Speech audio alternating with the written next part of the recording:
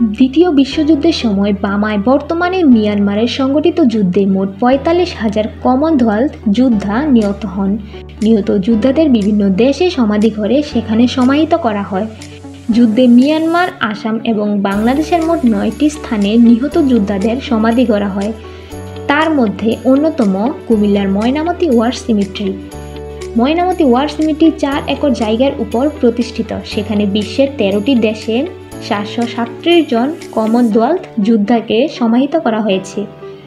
তাদের মধ্যে অবিভক্ত ভারতে ১৮৮, যুক্তরাষ্ট্রে ৩৫৭, পূর্ব আফ্রিকায় ৫৬, পশ্চিম আফ্রিকায় ৮৬, জাপানে ২৪, কানাডায় ১২, অস্ট্রেলিয়ায় ১২, নিউজিল্যান্ডে ৪, রোডেশিয়ায় ৩ জন ও দক্ষিণ আফ্রিকায়, বেলজিয়াম, পোল্যান্ড ও বামার ১ জন করে যোদ্ধাদের সমাধিক্ষেত্র এই ওয়ার সিমেট্রি।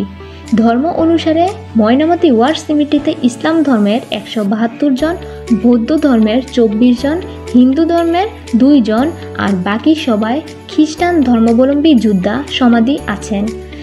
নিহত এসব যোদ্ধাদের মধ্যে ৫৬৭ জন নাবিক, ১৬৬ জন বৈমানিক ও ৩ জন সৈনিক।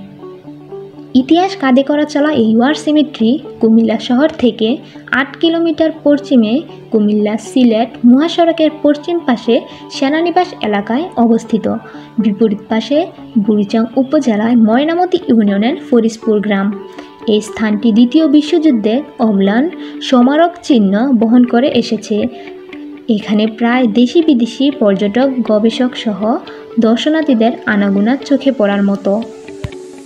পাথরের যান্ত্রিক শহরে কোলাহলের মধ্যে শ্যামল প্রকৃতি ঘেরা এই ওয়ার সিমেট্রি এক ভিন্ন জগৎ। ব্যস্ত জীবনের শত আয়োজনে হয়তো এখানে সমাহিতদের কাছে পৌঁছচ্ছে না, তবে ইতিহাস ও প্রকৃতিপ্রেমী যে কাউকেই টানবে প্রকৃতির এই বর্ণিল আয়োজনে।